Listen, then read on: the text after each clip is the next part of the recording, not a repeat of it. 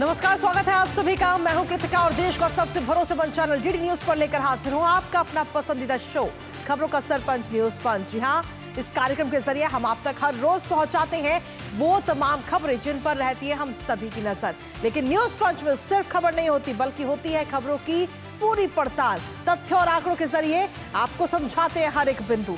साथ ही ground zero पर मौजूद अपनी टीम से जानते हैं एक अपडेट होती है हर खबर पर हमारी पैनी नजर। और आज न्यूज पंच के जरिए जिन प्रमुख खबरों पर रहेगी हमारी नजर, सबसे पहले कर लेते हैं उन 3 प्रमुख खबरों का रुख।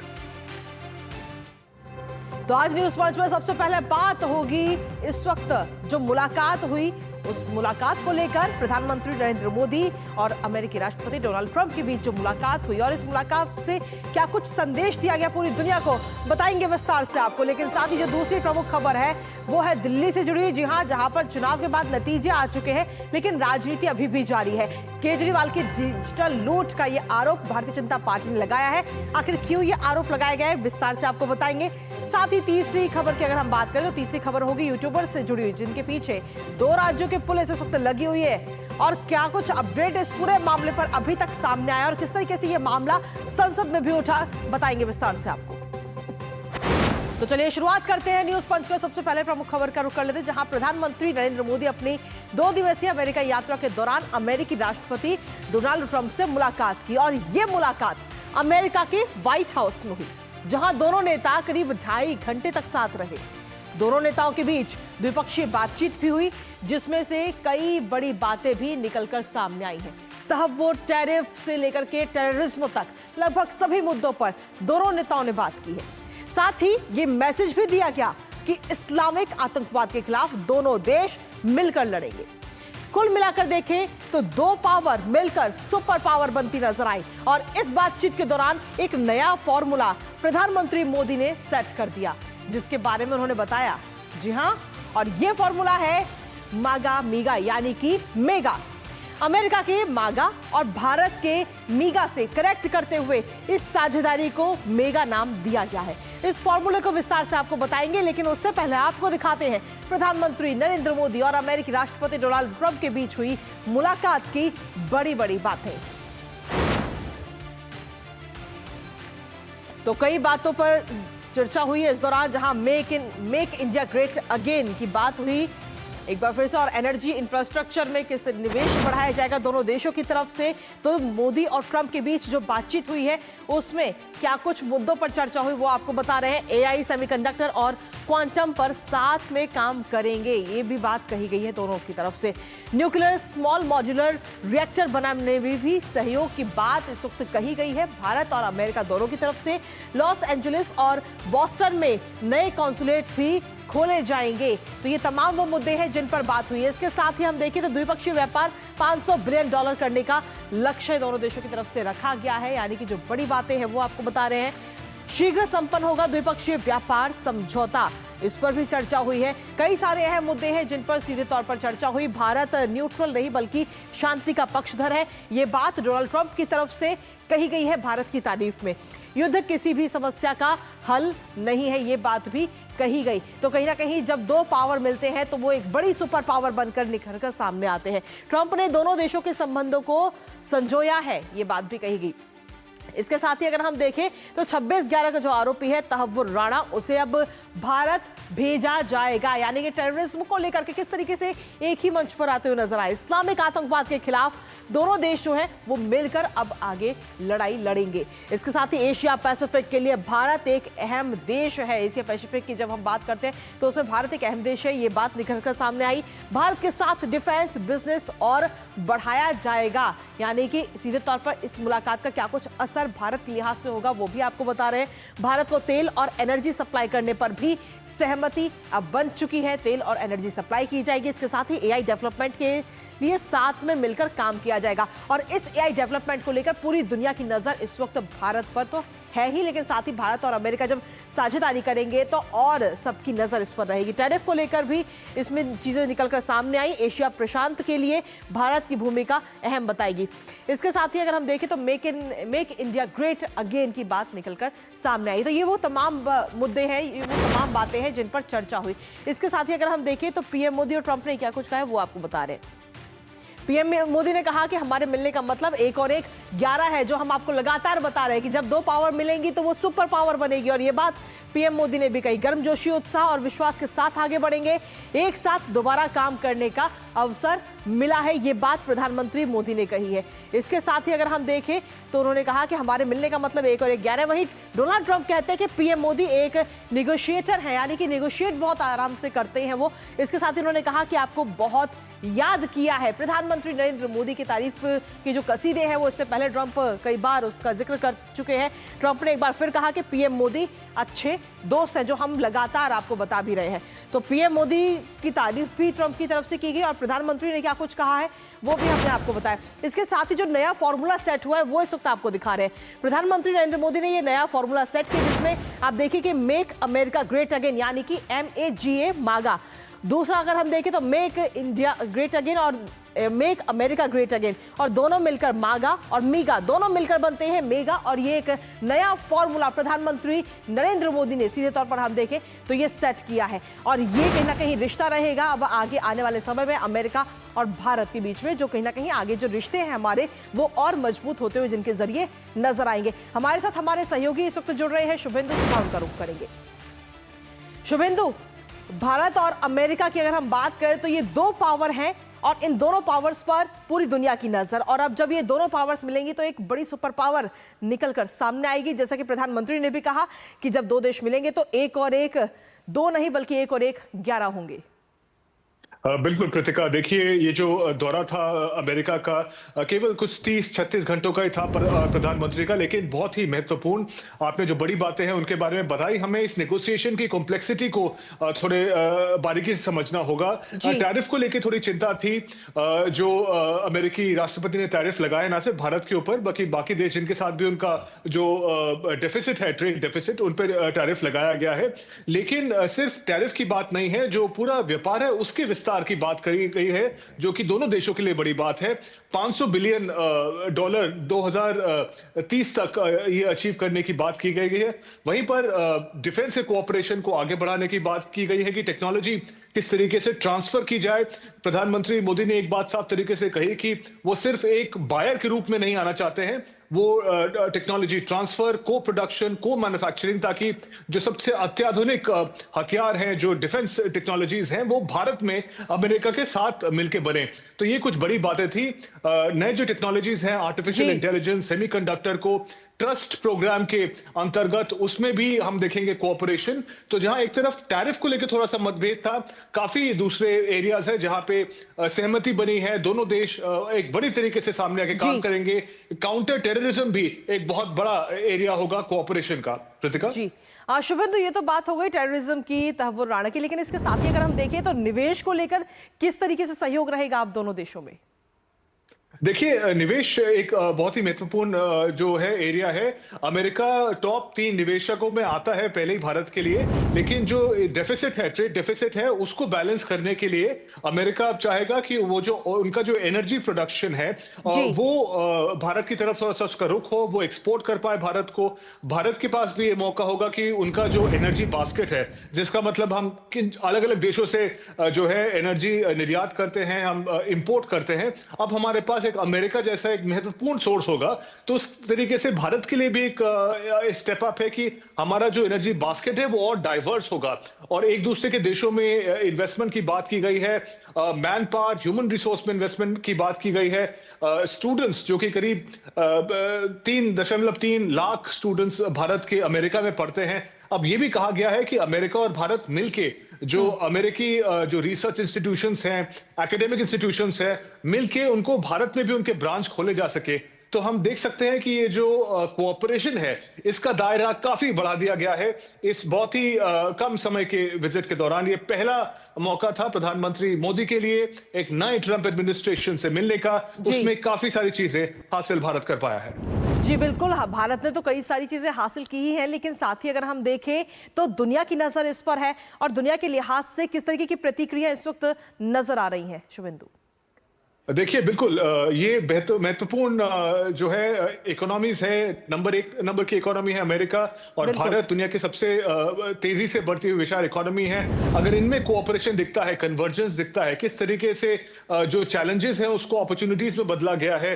जैसे मैंने पहले कहा कि टैरिफ को लेकर चिंता थी, लेकिन अगर हम पूरे परिवेश में इस दौरे को देखें तो काफी ज्यादा अपॉर्चुनिटीज निकल के आती हैं भारत और अमेरिका दोनों के लिए। और जब प्रधानमंत्री मोदी कहते हैं कि 1 और 1 11 बनते हैं, तो वो कहीं भारत और अमेरिका की जो दोस्ती है, जो कोऑपरेशन है, उसको एक फोर्स फॉर ग्लोबल गुड की तरह देखते हैं। ये सिर्फ दोनों देशों के लिए नहीं है, ये दोनों देश अगर मिलकर साथ में काम करते हैं, जो डेमोक्रेसीज हैं, उससे पूरे विश्व के कल्याण की काफी संभावनाएं सामने आती है। उन्होंने रशिया यूक्रेन का जो कॉन्फ्लिक्ट है उसको भी शांतिपूर्ण तरीके से निपटाने की जो है वो बात कही। तो हमने देखा कि ये दोनों जो लीडर हैं उन्होंने ना सिर्फ भारत और अमेरिका की जो प्रायोरिटीज है उसकी बात करी, बल्कि जो वैश्विक परिवेश में, ग्लोबल कॉन्टेक्स्ट में किस तरीके से एक पीसफुल रेजोल्यूशन ऑफ कॉन्फ्लिक्ट्स हो, किस तरीके से प्रोग्रेस हो ग्लोबल इकोनॉमी का, उस पर भी टिप्पणी की। चलिए, फिलहाल बहुत बहुत शुक्रिया शुभेंदु, तमाम जानकारी और अपडेट्स हम सभी के साथ साझा करने के लिए।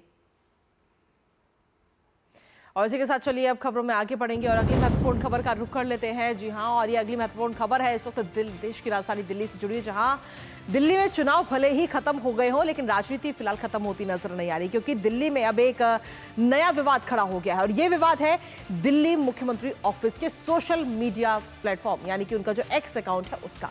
दरअसल अभी कुछ दिन पहले तक ये अकाउंट दिल्ली सीएमओ के नाम से चल रहा था, लेकिन अब बीजेपी की तरफ से दावा किया जा रहा है कि अरविंद केजरीवाल ने इस अकाउंट को हैक करके उसे अपना नाम दे दिया है। और जब ये खबर सभी के सामने आई तो अचानक से अकाउंट को डिलीट भी कर दिया गया। जिस अकाउंट को साल 2020 मार्च में सीएमओ दिल्ली के नाम से बनाया गया था, चुनाव हारने के बाद अरविंद केजरीवाल ने अब इस अकाउंट को केजरीवाल एट वर्क नाम से बदल दिया गया। इस अकाउंट से 6 जनवरी तक हम देखें तो पोस्ट भी की गई, लेकिन बाद में कोई अपडेट नहीं है। फिलहाल अब ये मामला सुर्खियों में है और भारतीय जनता पार्टी लगातार कार्रवाई की मांग इस पर कर रही है। करेंगे चर्चा, लेकिन उससे पहले आपको विस्तार से बताते हैं कि आखिर ये पूरा मामला है क्या। तो दरअसल ये पूरा जो मामला है वो है अरविंद केजरीवाल से जुड़ा हुआ। अरविंद केजरीवाल अभी भी दिल्ली के मुख्यमंत्री हैं। कहीं ना कहीं ये इस मामले के सामने आने के बाद में नजर आते हैं, क्योंकि जो सोशल मीडिया प्लेटफॉर्म एक्स है, उस एक्स पर अकाउंट देखकर लोग काफी चौंक गए हैं, जिसकी तस्वीर भी इस वक्त हम आपको दिखा रहे हैं। ऐसे में दिल्ली सरकार ने साल 2020 में दिल्ली सीएमओ हैंडल ये बनाया था, और ये इसको हम देख सकते हैं, आपको भी दिखा रहे हैं हम लगातार कि इस पर टिक मार्क का भी साइन लगा हुआ है। इस हैंडल को इस वक्त बदल दिया गया और @केजरीवाल एट वर्क नाम से इसको बदला गया है, जो हम आपको तस्वीर भी दिखा रहे हैं। और सोचिए कि 9 लाख से ज्यादा फॉलोअर्स है। भारतीय जनता पार्टी की तरफ से दावा किया जा रहा है कि अरविंद केजरीवाल ने इस हैंडल को हैक किया और फिर उसका नाम बदला गया है। और बीजेपी कह रही है कि चुनाव हारने के बाद में ये नाम बदला गया है। सोचिए 2020 के मार्च में ये अकाउंट बनाया है और अभी तक इसका नाम था सीएमओ, यानी कि सीएम ऑफिस का ये नाम था, लेकिन अब 6 तारीख तक लास्ट पोस्ट इस अकाउंट से की गई और अब इसका नाम बदल के कर दिया गया अरविंद केजरीवाल एट वर्क। तो अब सोचिए कि किस तरीके से कहीं ना कहीं गड़बड़ इस वक्त नजर आ रही है। डिजिटल संपत्ति का आरोप, इस वक्त डिजिटल चोरी का आरोप भारतीय जनता पार्टी लगा रही है। सीएम ऑफिस का अकाउंट कोई अपने नाम से नहीं कर सकता है, ये बात भारतीय जनता पार्टी कह रही है। अब इस मामले में कहीं ना कहीं कार्रवाई की मांग लगातार भारतीय जनता पार्टी कर रही है कि कुछ ना कुछ कार्रवाई इस पर जरूर होनी चाहिए, केजरीवाल के खिलाफ हो कार्रवाई।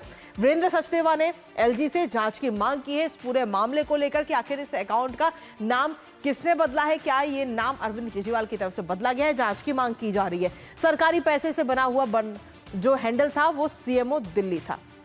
और इसके साथ ही दिल्ली सरकार ने आईटी विभाग से जो रिपोर्ट है इस पूरे मामले की, उसकी मांगी है इस पूरे मामले को लेकर के। इसके साथ ही हम देखिए तो सचदेवा की तरफ से कहा गया है कि डिजिटल लूट का ये पूरा मामला है, किस तरीके से सीएम ऑफिस का ये अकाउंट था, लेकिन अरविंद केजरीवाल हारने के बाद में इसे अपने नाम से चलाने लग रहे हैं। हालांकि फिलहाल अब इस अकाउंट को डिलीट कर दिया गया है। सचदेवा की तरफ से कहा गया केजरीवाल का ये नया घोटाला है और किस तरीके से डिजिटल चोरी इस वक्त की गई है।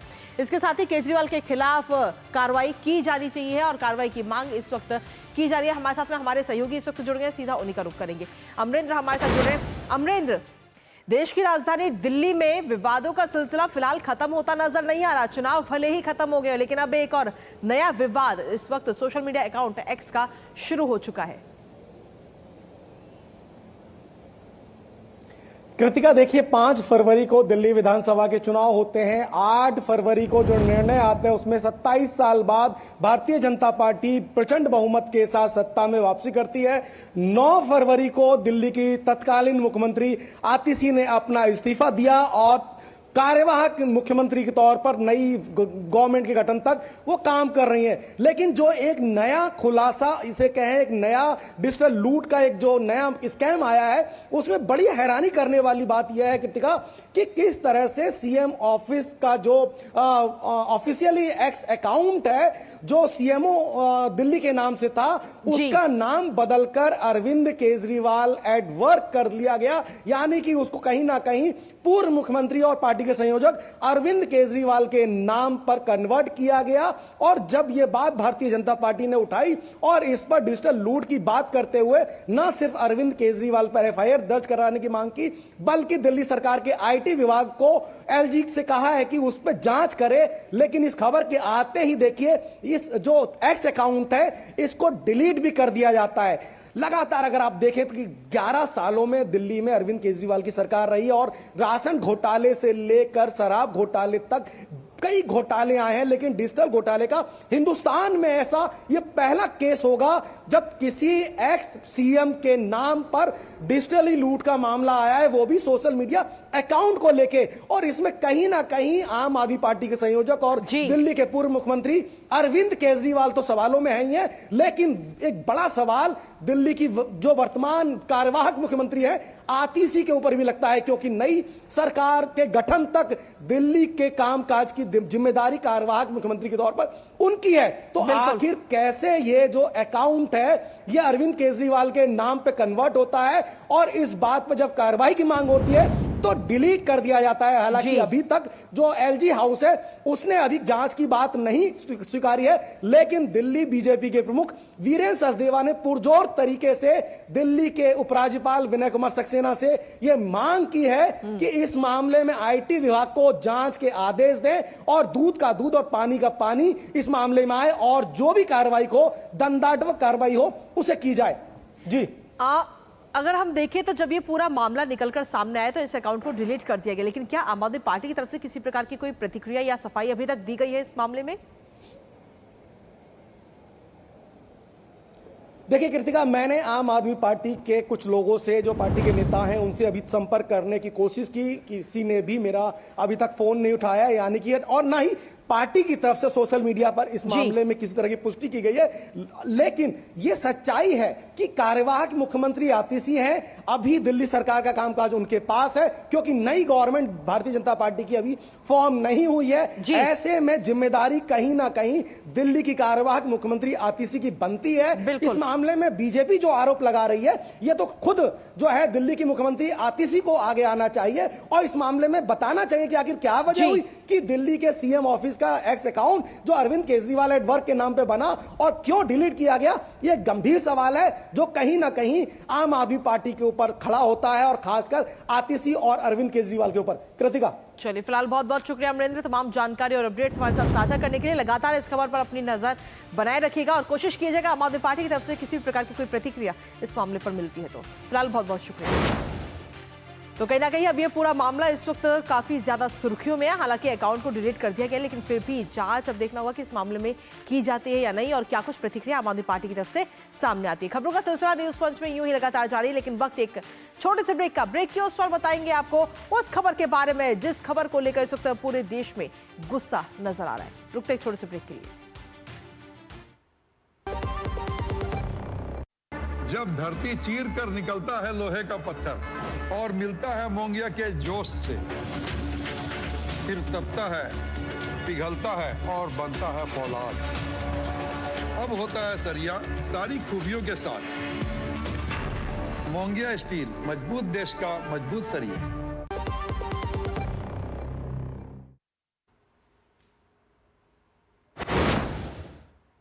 और ब्रेक के बाद एक बार फिर से स्वागत आप सभी का। और अब बात न्यूज पंच में उस खबर की करेंगे जिसको लेकर आमजन में काफी गुस्सा है। राजनीतिक गलियारों से लेकर के फिल्मी सितारों तक अलग अलग प्रतिक्रिया सामने आ रही है। जी हाँ, हम बात कर रहे हैं यूट्यूबर समय रैना और रणवीर अलाहाबादिया की, जिन्होंने अपने शो में मां बाप पर अभद्र टिप्पणी की, जिसके बाद दोनों की मुश्किलें फिलहाल तो कम होती नजर नहीं आ रही। महाराष्ट्र पुलिस जहां एक और इस मामले पर लगातार कार्रवाई कर रही है, पूछताछ कर रही है, तो वहीं दूसरी ओर रणवीर अलाहाबादिया को असम पुलिस का नोटिस मिला और वहीं समय रैना को साइबर सेल ने समन भेज करके 17 फरवरी को पेश होने के लिए कहा है।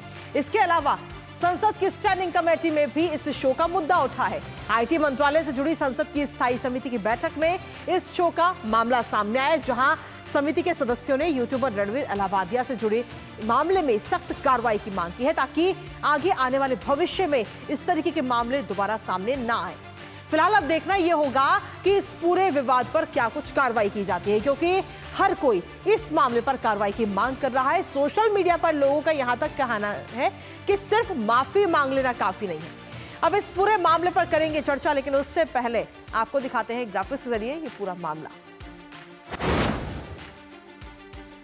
तो अश्लीलता पर सीधे तौर पर वार इस वक्त किया जा रहा है। महाराष्ट्र पुलिस और असम पुलिस की तरफ से लगातार कार्रवाई इस पूरे मामले पर हो रही है।